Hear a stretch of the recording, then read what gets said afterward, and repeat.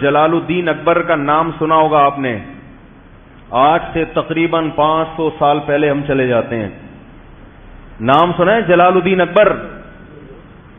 اکبر بادشاہ کے نام سے ہندوستان، جس میں بنگلہ دیش بھی تھا، جس میں پاکستان بھی تھا، برما بھی تھا، اس پورے ایریے پر حکومت کس کی تھی؟ شہنشاہ جلال الدین اکبر کی. تقریباً 48 یا 50 سال حکومت کی ہے. اتنا طاقتور ترین بادشاہ. آپ اندازہ لگاؤ، اتنے بڑے خطے پر، جس خطے کو انگریز سونے کی چڑیا کہتا تھا، بر صغیر،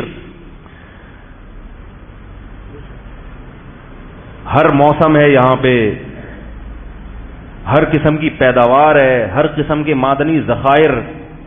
اتنی دولت تھی بر صغیر میں کہ عالمگیر بادشاہ رحمت اللہ علیہ نے ایک دفعہ ارادہ کیا کہ میں ہندوستان کی دولت کو سرکاری سطح پہ گننا شروع کرتا ہوں. عاجز آ گئے.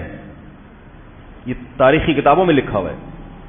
اتنا سونا کہ سرکاری سطح پہ ملازمین لگا دیے گئے کہ ان سونے کو گننا شروع کرو. صرف جو سونے کی اشرفیاں تھیں. حکومت اس کام سے، بولو بھائی، ایسا دولت مند تھا بر صغیر. یہ ساری دولت کہاں ہے پتہ ہے آپ کو؟ گورے لے گئے. جو گوروں نے ترقی کی، آج مسلمانوں کو تانا دیا جاتا ہے کہ تم ترقی میں پیچھے، تو وسائل تو جب سارے وہ لے گئے ہیں تو ہم تو چپڑاسی کا کام کر سکتے ہیں. بھائی جس کے پاس پیسہ ہو ترقی تو وہ کرے گا نا. پیسہ نہیں ہے تو آپ اس کی فیکٹری میں ملازم لگ سکتے ہو میرے بھائی، وہ فیکٹری تو وہ لگائے گا.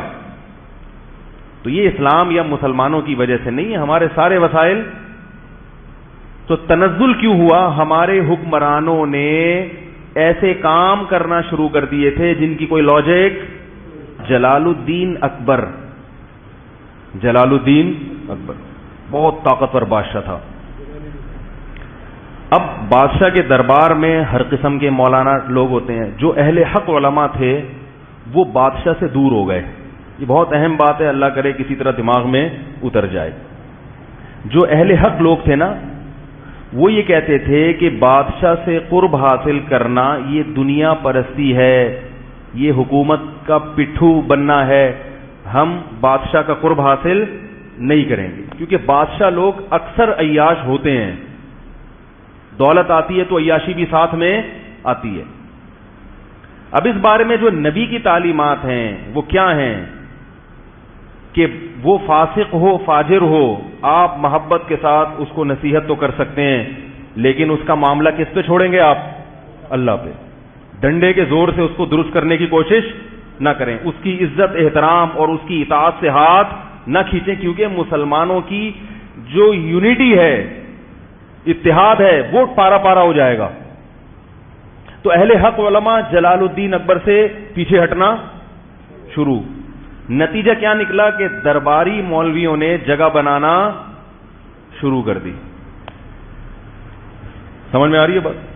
تو درباری مولویوں میں رافضی بھی تھے، شیعہ بھی تھے، سنی بھی تھے.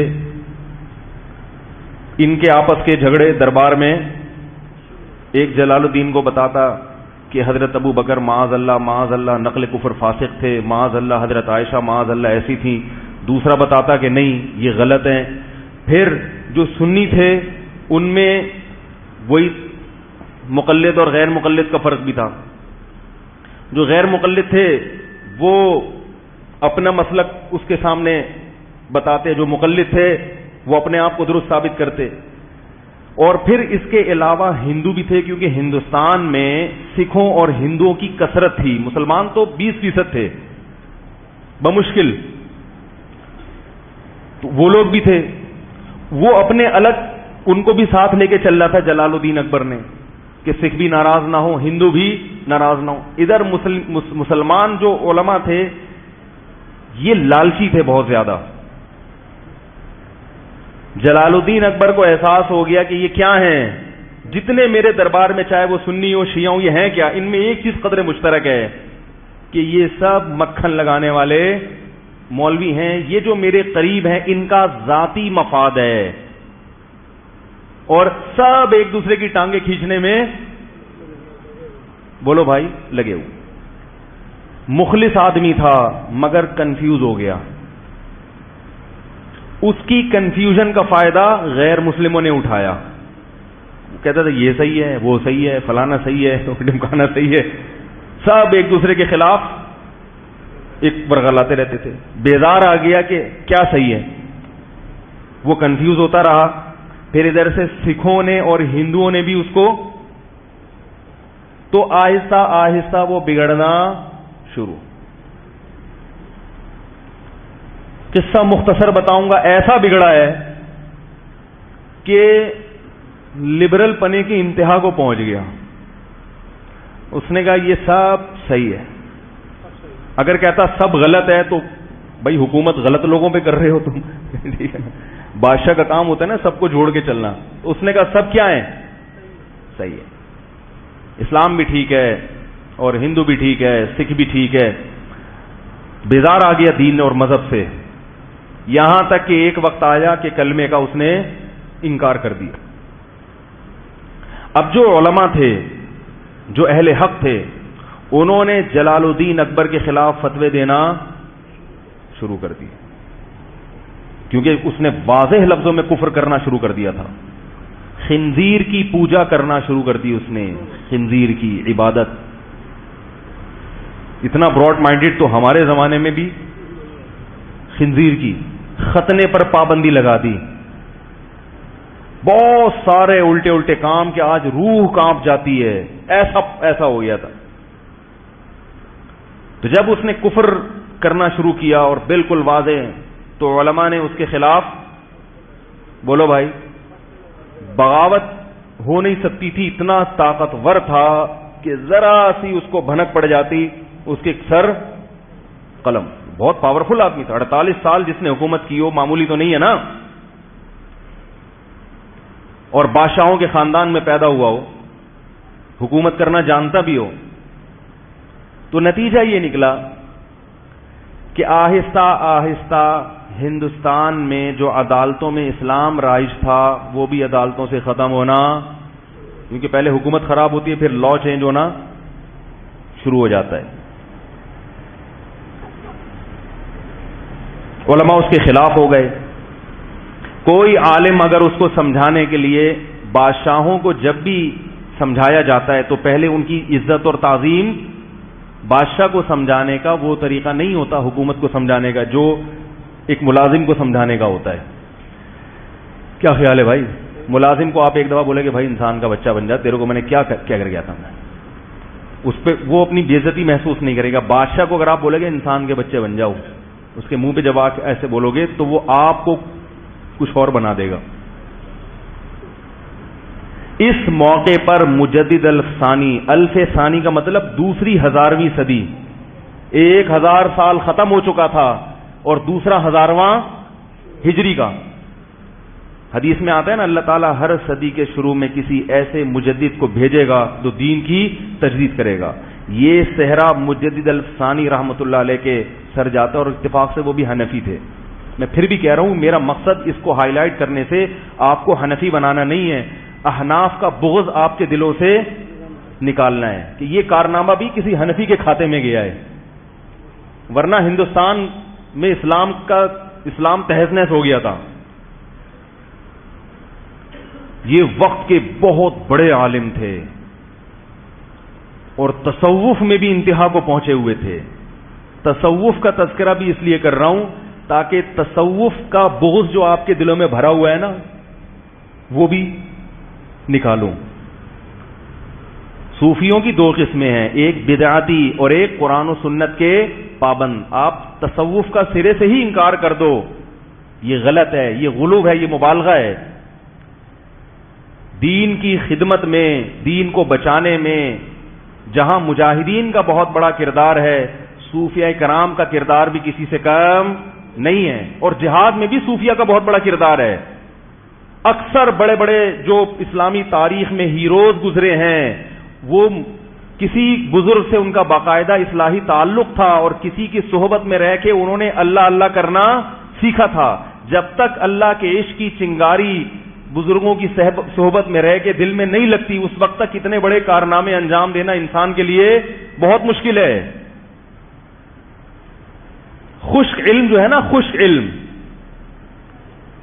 یہ انسان سے کوئی بڑا کام نہیں کرواتا.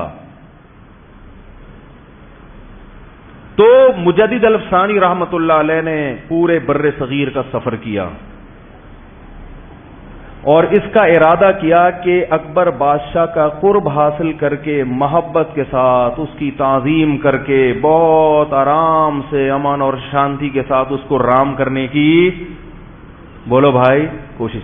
اور یہ ظاہر اس کو پہلے ثابت کر دیا جائے اپنے عمل سے کہ نہ ہمیں حکومت کی لالچ اور نہ ہمیں پیسوں، نہ ہمیں کوئی مدرسے کا چندہ چاہیے آپ سے.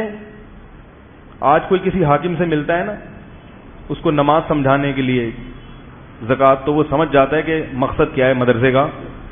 مدرسے کا چندہ لینا بھی کوئی بری بات نہیں ہے، لیکن ایسے موقع پہ لینا. مجھے ایک صاحب کہنے لگے وہ کہ اب بیان ہوا تھا میرا زبردست، تو انہوں نے کہا اب آپ ایک چندے کا بھی اعلان کریں. میں نے کہا اگر میں نے ابھی کوئی بھی کام ہو، چاہے غریبوں کے لیے چندہ کیوں نہ ہو، میں نے ابھی اعلان کیا تو لوگ بولیں گے مولوی صاحب چورن بیچنے آئے تھے. کیا بیچنے آئے تھے؟ چورن بیچ. پہلے نماز روزہ زکات، ہاں بھائی وہ مسئلہ یہ کہ وہ شاباش جیبیں خالی کرو. تو ہر چیز کا ایک موقع ہوتا ہے، چندے کے خلاف نہیں ہے. چندہ نبی صلی اللہ علیہ وسلم نے بھی کیا ہے مگر استغنا کے ساتھ ہو. تو مجدد الافسانی رحمت اللہ علیہ نے جلال الدین اکبر کے قریب میں ایسے علماء جو وہاں تک پہنچ سکتے تھے ان کو تیار کیا کہ تم جاؤ اور بادشاہ کا دربار جو منافق مولویوں سے بھرا ہوا ہے اس دربار میں داخل ہونے کی کوشش کرو اور کسی طرح بادشاہ کو یہ باور کراؤ کہ ہم تمہارے خیر خواہ ہیں، نہ ہم تمہارے خلاف بغاوت چاہتے ہیں، نہ ہم تمہاری حکومت کا تختہ الٹنا چاہتے ہیں. بہت محبت سے بڑی اس کی ایک میں نے اس پر ایک پورا بیان کیا تھا جے ٹی آر میڈیا کے، اس سے پوری تاریخ آپ لوگوں کے سامنے 20-30 منٹ میں نا پورے تاریخ کا خلاصہ پیش کیا تھا. ابھی وہ تو میں نہیں بتا سکتا کیونکہ وہ پورا جو میں اصل جو میسج دینا چاہتا ہوں وہ رہ جائے گا. تو جا کر بہت محبت کے ساتھ بہت، اور پھر آہستہ آہستہ بادشاہ کے جو شہزادے تھے جن کو حکومت ملنے والی تھی بادشاہ کے مرنے کے بعد، ان کو بھی تیار کرنا شروع کیا. محبت سے دین پر لا کے محبت کے ساتھ یہاں تک ملتا ہے کہ مجدد الافسانی نے اکبر بادشاہ کے بیٹے سے یہ کہا کہ جب تک تو جنت میں نہیں جائے گا میں اللہ سے وعدہ کرتا ہوں کہ میں بھی جنت میں نہیں جاؤں گا. میں اللہ سے تیری اتنی سفارش کروں گا. اب آپ بتاؤ کام کس نے کیا؟ وہ علماء جو فتویٰ دے رہے تھے کہ یہ ناجائز، یہ فلانا، یہ یہودی ہے، یہ انڈیا کا ایجنٹ ہے، یہ را کا ایجنٹ ہے، یہ فلانا ہے، ان لوگوں نے تو بیچاروں میں اخلاص ہوگا مگر کام انہوں نے کیا کر دیا؟ بگاڑ دیا. کیونکہ پاور تو اسی کے پاس ہے نا. آپ کے اس کے فتویٰ دینے سے اگر اس کا تختہ الٹ رہا ہوتا، کوئی دوسری حکومت آ رہی ہوتی، پھر تو فتووں کا فائدہ تھا. طاقت اس کے پاس ہے، قوت اس کے پاس ہے. اس قسم کے فتوے صحیح ہونے کے باوجود حکمت اور مصلحت کے ہر صحیح بات ہر ایک کے سامنے کرنے کی نہیں ہوتی. تو مجدد الافسانی رحمت اللہ علیہ نے ایسی پوری ٹیم تیار کر لی علماء کی جو حکومت کے دربار میں داخل ہونے میں کامیاب اور بادشاہ کی نظروں میں قرب حاصل کرنے میں کامیاب. بادشاہ کو یہ احساس ہو گیا کہ یہ لالچی لوگ نہیں ہیں. کہا جاتا ہے کہ اکبر جو خنزیر کی پوجا کیا کرتا تھا، ختنے پر اور پابندی لگائی اور اسلامی شعار پر پابندی لگائی، مرنے سے پہلے کلمہ پڑھ کے دنیا سے رخصت ہوا ہے. لیکن وہ کام نہیں کر سکا جو اس نے خرابیاں پھیلائی تھیں. اکبر کے بعد جب اس کے بیٹے کے ہاتھ میں حکومت آئی ہے تو وہ نسبتاً اکبر سے، کیونکہ اس پہ محنت ہو چکی تھی. جو تبلیغ والے جا کے پاؤں پکڑتے ہیں نا، مالش والش بھی کرنے لگے ہیں، ٹھیک ہے نا.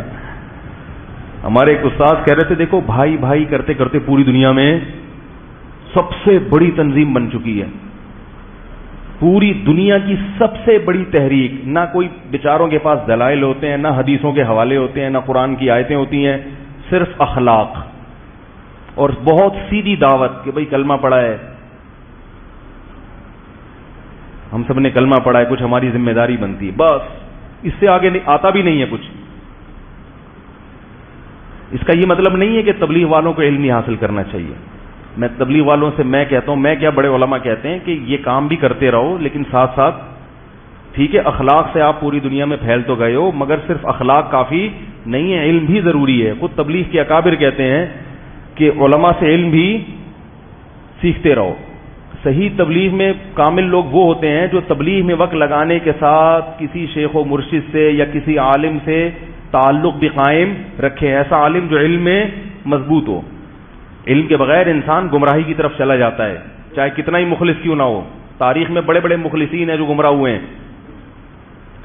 تو بالآخر اکبر کی اولاد میں عالمگیر بادشاہ پیدا ہوئے ہیں، اور وہ مجدد الفسانی رحمۃ اللہ علیہ جو ٹیم تیار کر کے دنیا سے جا چکے تھے. حضرت مجدد الفسانی کا تو انتقال ہو چکا تھا، لیکن عالمگیر بادشاہ پیدا ہوئے، وہ مجدد الفسانی کی محنتوں کا نتیجہ تھا. اور عالمگیر بادشاہ رحمۃ اللہ علیہ یہ وہ ہندوستان کی تاریخ میں بادشاہ ہیں جس کی انگریز بھی آج ایمانداری کی تعریف. انہوں نے بیت المال سے تنخواہ لینا بند، ٹوپیاں سی کے اپنا پیٹ پالا کرتے تھے، قرآن کی کتابت کر کے اپنا پیٹ